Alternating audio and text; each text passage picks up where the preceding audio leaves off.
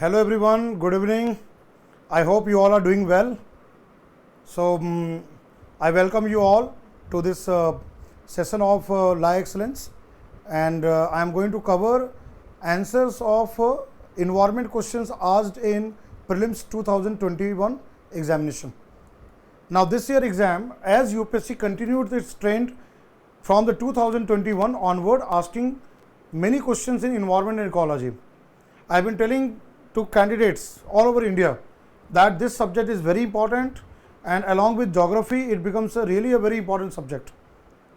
You all know that environment as a subject is linked with many other areas of general studies. Geography is one part, but along with geography, biological aspect comes there, science and technological aspect comes into that, even economic aspect also comes into that. So what I'll now do is that I will go through the answers of all questions which have been asked in exam. If we take into account environment and including those areas which are connected with geography, agriculture, and then also other areas of GS, so there are around 24 questions asked in environment in this year exam. So 24 questions matters a lot. It has a lot of weightage, right? So please don't neglect this subject, prepare this subject in a better way, and I'll come to the cutoff at the last part of the discussion. But let's first go to the answers of the questions one by one. So I thank Lie Excellence for inviting me for this discussion session. So I thank the entire team. So let's go to the answers here. First question. So this is from the part of the question here. So let us see here. The question number which is here, why is there a concern about copper smelting plants? Smelting process where a metal smelting and the copper as a metal. So there it requires a lot of air, oxygen, smelting is done, and it forms sludge or slag. So if you look at three statements are given. First one, they may release lethal quantities of carbon monoxide into environment, right? Second statement, the copper slag can cause the leaching of some heavy metals into environment. Third statement, they may release sulfur dioxide as a pollutant, right? The answer is D, all of this, because the smelting process releases sulfur dioxide.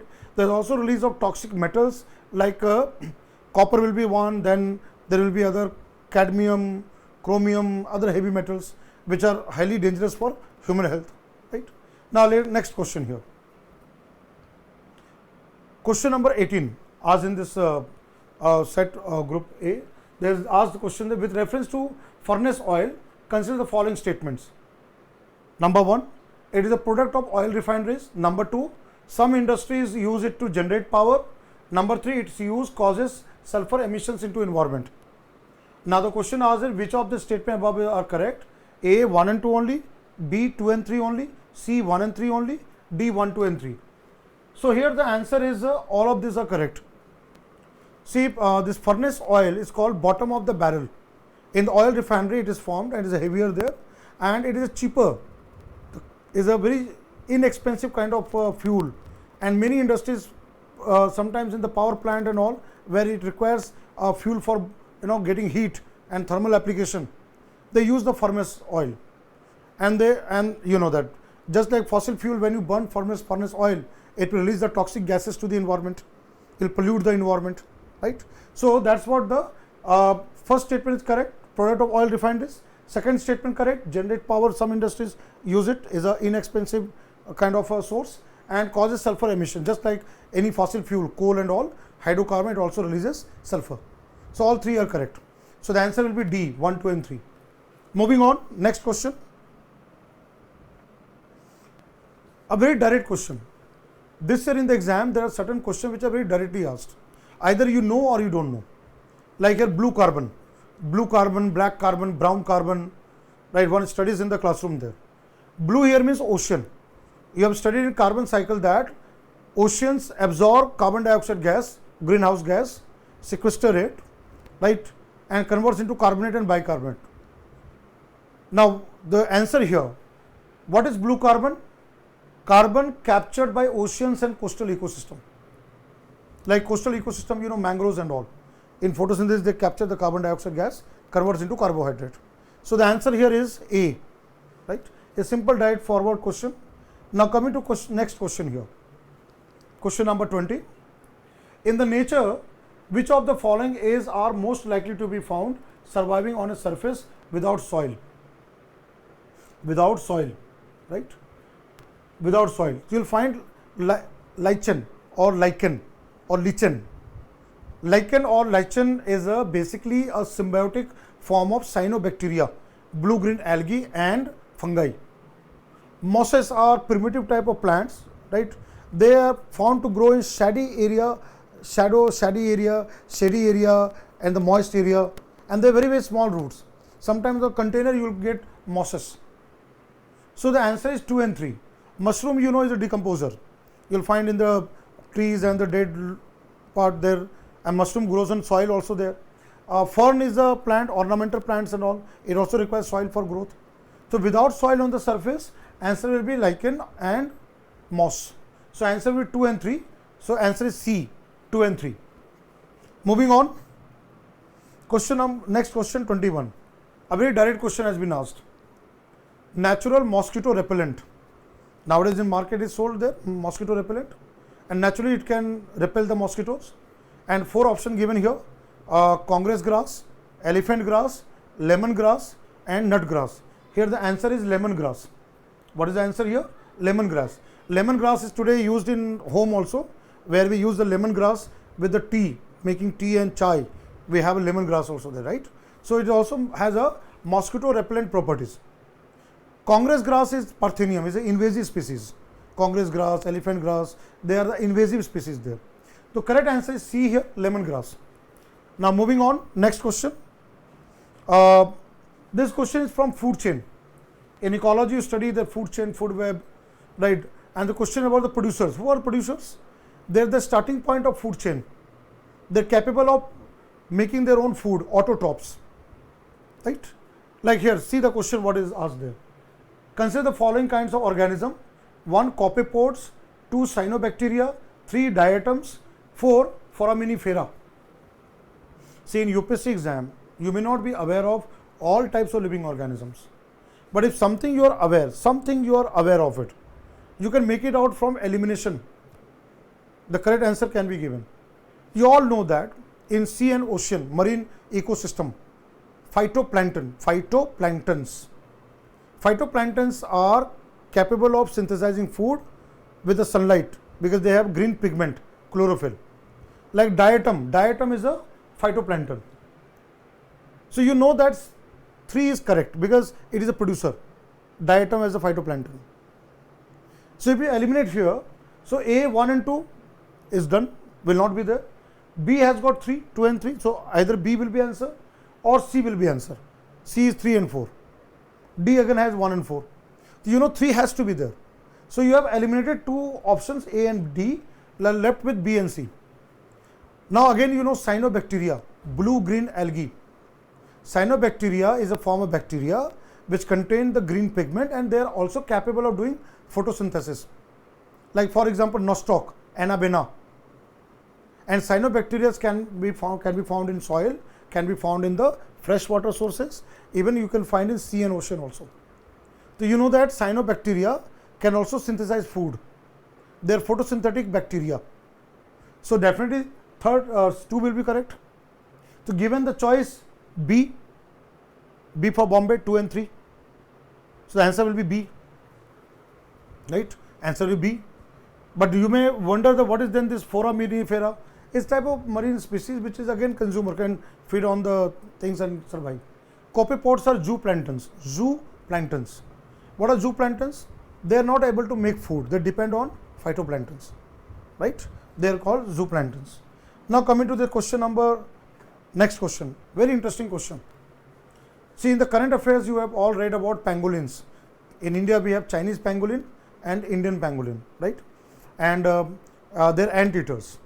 And whenever the pangolin, if anybody attacks or any threat they have, they curl up, they fold to protect themselves. They roll up, right? So this you would have read in current affairs. You know that this question here, consider the following animals: hedgehog, marmot, pangolin. Now what is the question asked? To reduce the chance of being captured by predators, which of the following organisms rolls up or roll up and protect its or their vulnerable parts? So you know pangolin is the one. So 3 you are aware, right? So 1 and 2 only you are not aware. Now 1 and 3 is given there. So either it will be C as an answer or D as an answer. Now if you see hedgehog, hedgehog is also animal which also fold itself.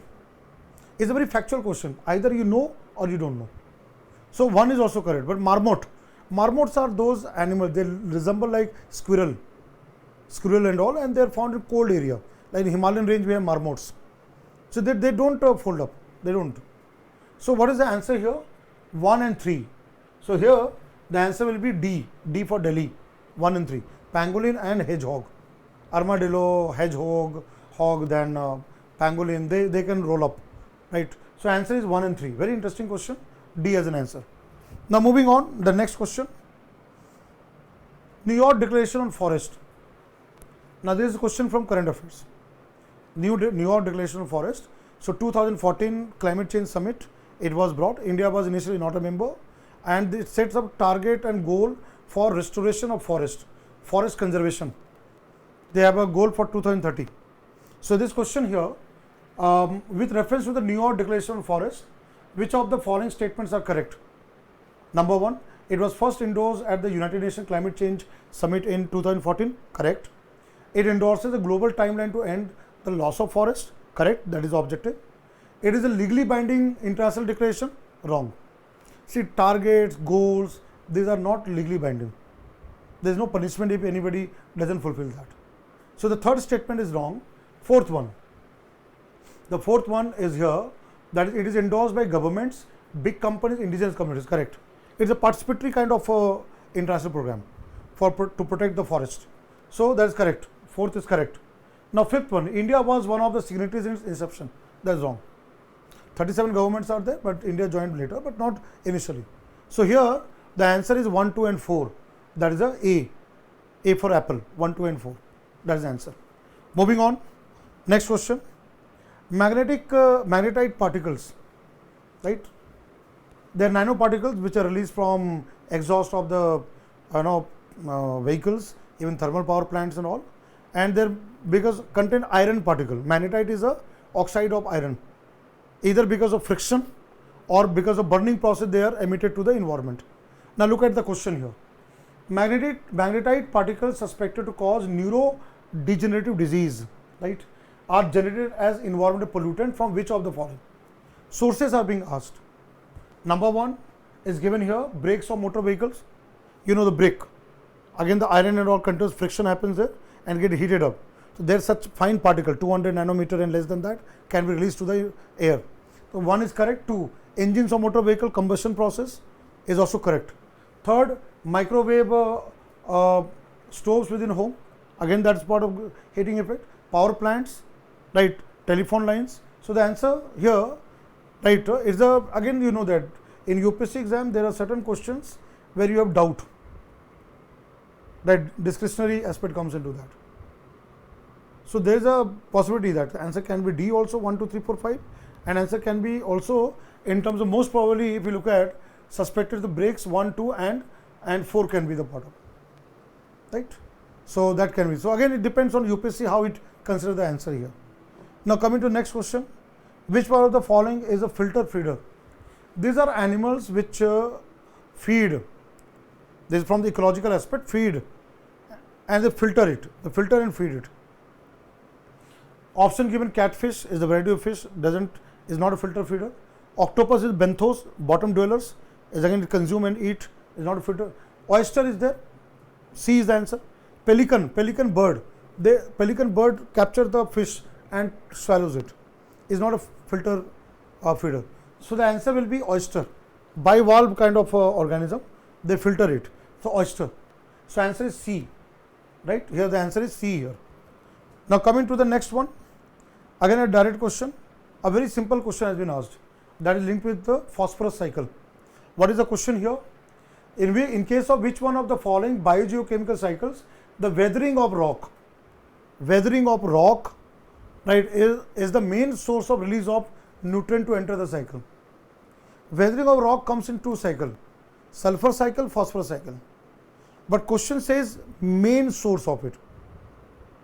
In sulfur cycle, sulfur can be released by volcanoes, geysers, burning of fossil fuel, and also weathering of rocks, sulfate and all. But in phosphorus cycle, it is primarily, mostly, mainly weathering of rocks.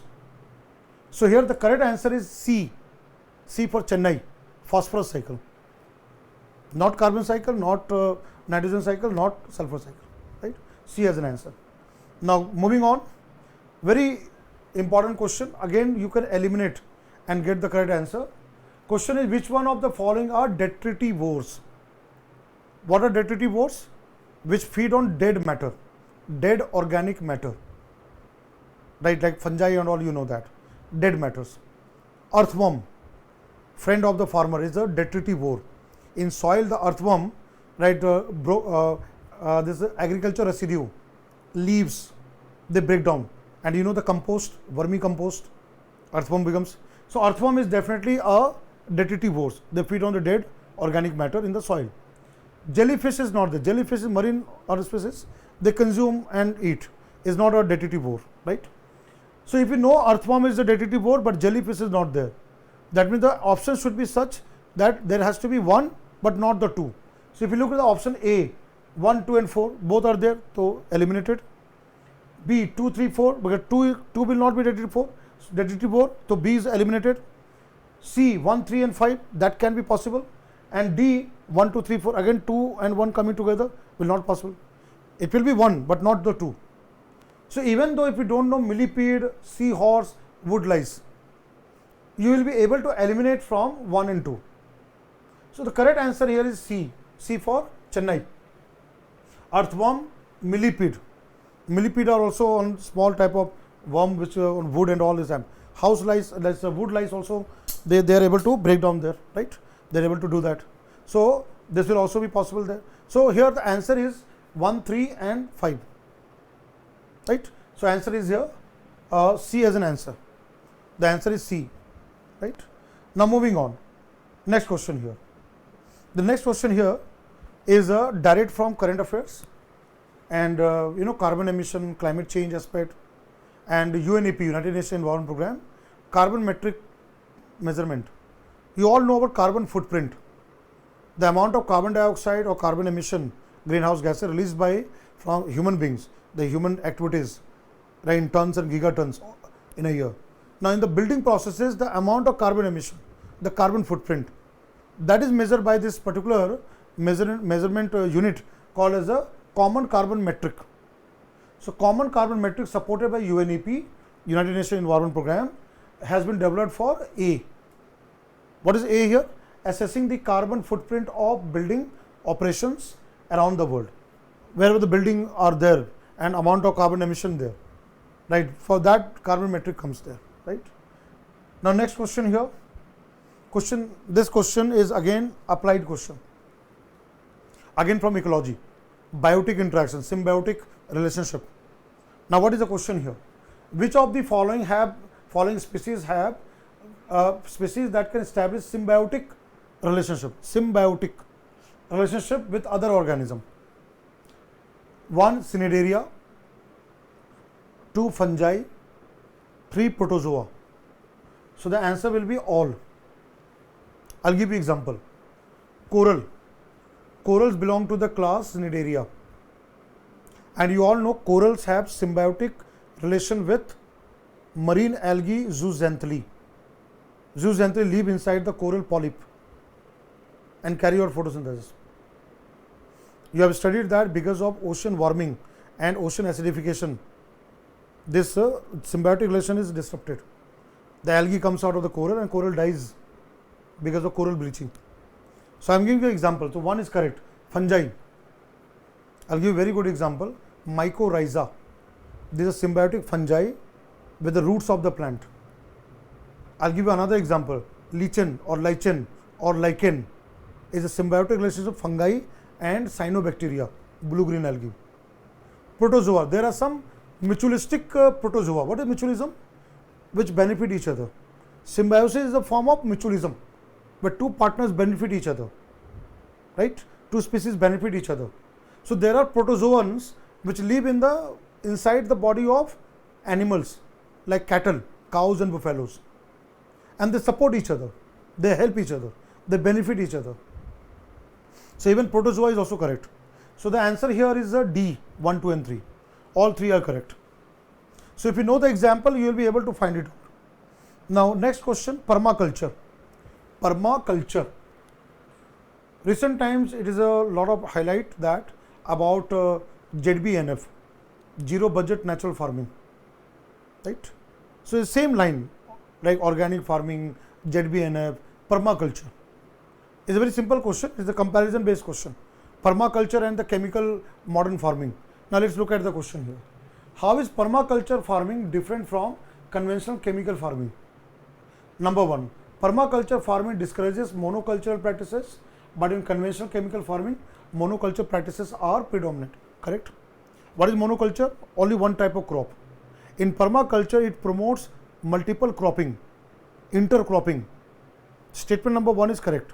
Now statement number two, conventional chemical farming can cause increase in soil salinity, but the occurrence of such phenomenon is not observed in permaculture farming. Correct. In modern chemical farming, we use chemical fertilizers, right? Pesticides, herbicides that pollute the soil, water, and excessive use of fertilizer can cause acid, alkalinity, salinity of the soil. But in permaculture, we use green manure, compost, all those kind of mechanisms are used, biofertilizers. So the second is correct. Third one, conventional chemical farming is easily possible in semi-arid region, but permaculture farming is not so easily possible in such region. Wrong. Wrong. Is not true. Third statement is wrong. Permaculture can be done with less water. It conserves water with soil condition. On the other hand, chemical farming, where we require fertilizers and all, requires excessive water.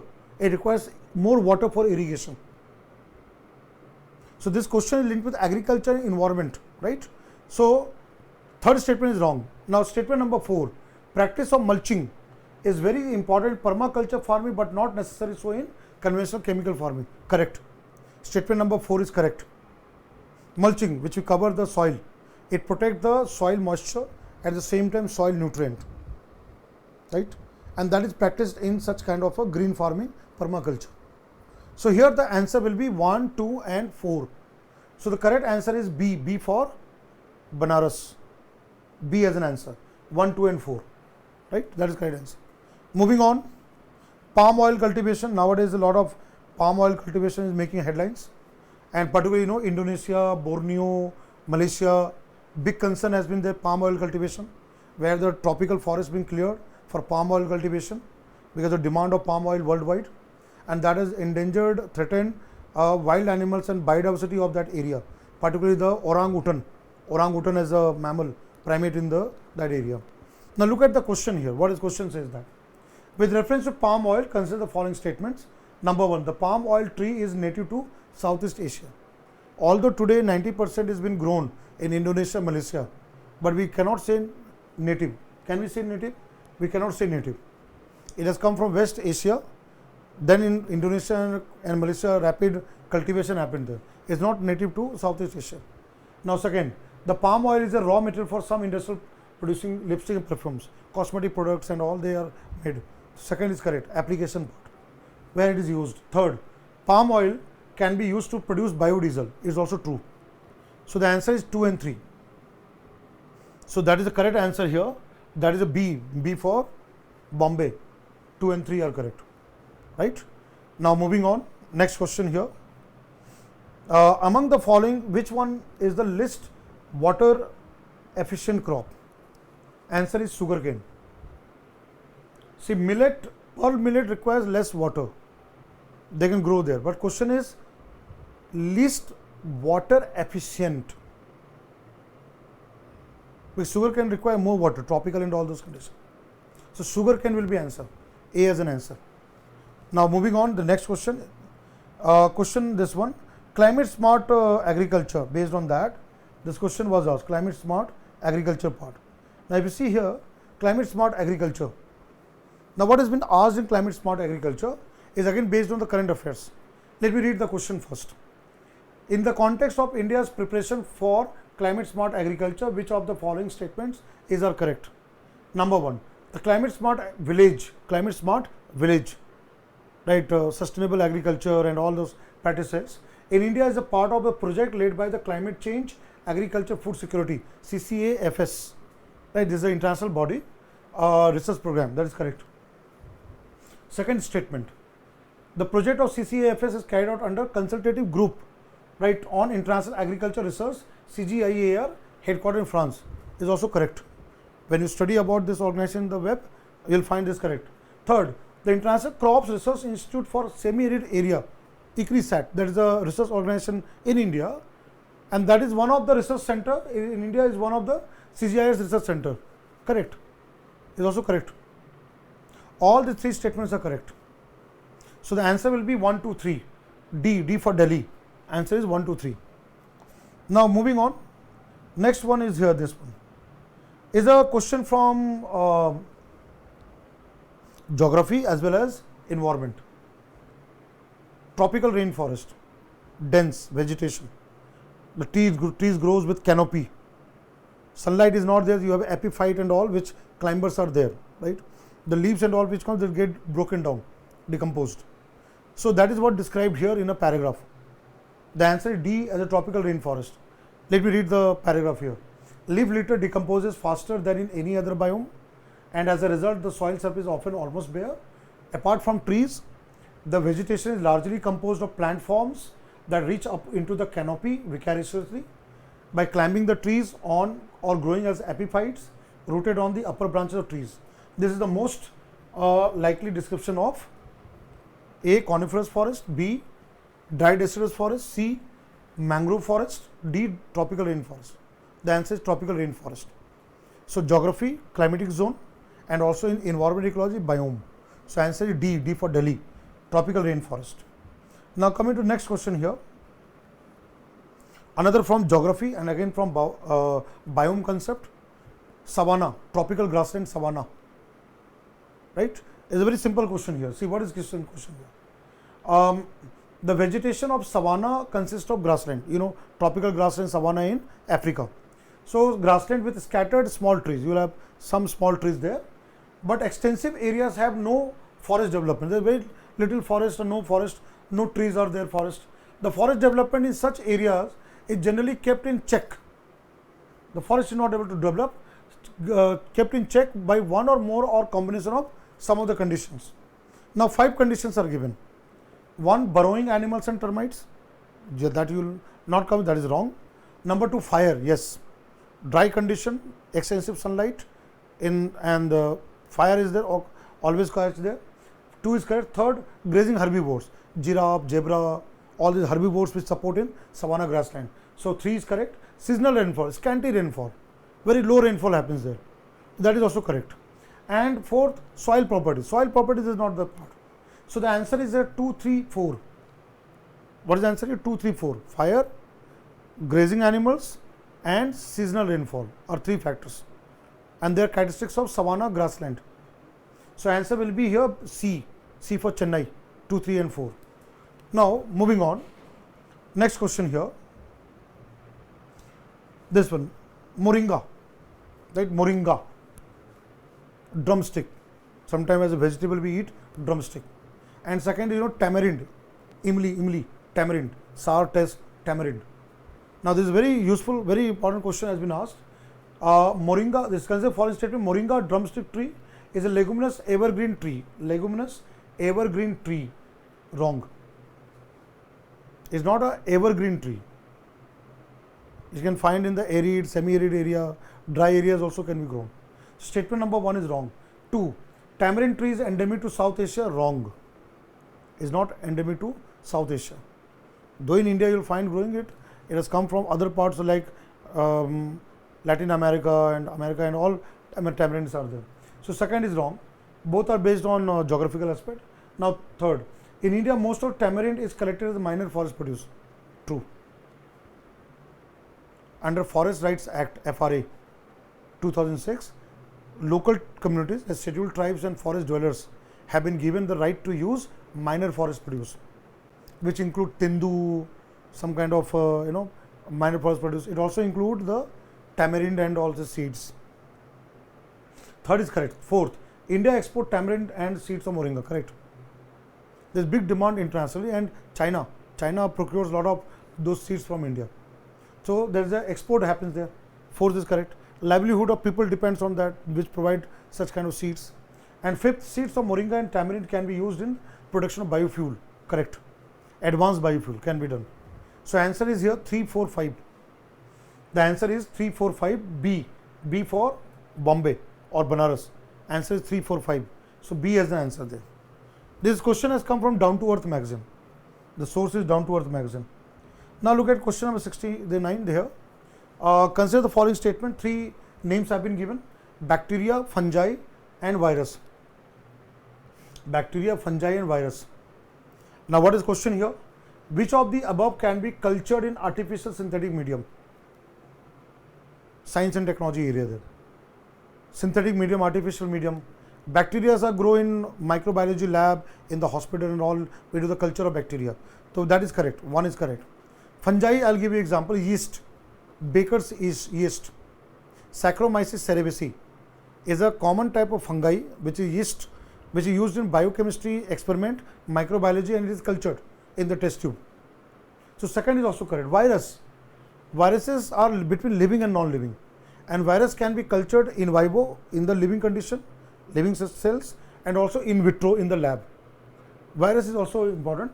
So the answer will be here, though it is given here 1 and 2, but I think it will be 1, 2 and 3. Again, I told you that there are certain questions where UPSC has the discretion to consider whether one option or second option. So even virus can also be cultured. So answer could be possible 1, 2, 3 also, right? Now moving on. Another one here, the last question here is again based on what is being used in the market. There is a word called triclosan, TCS.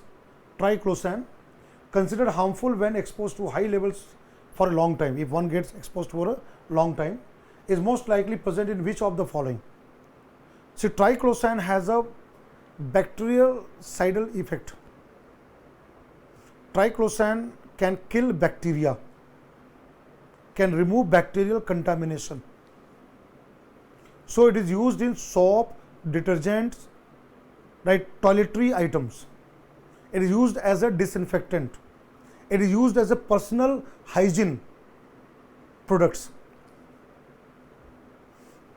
So given the choice here, A, food preservative, it can be used as a preservative, but mostly it is used as a toiletries, right? So here answer is D. So option given: A, food preservative; B, fruit ripening substance; C, reused plastic containers; D, toiletries. The answer is D.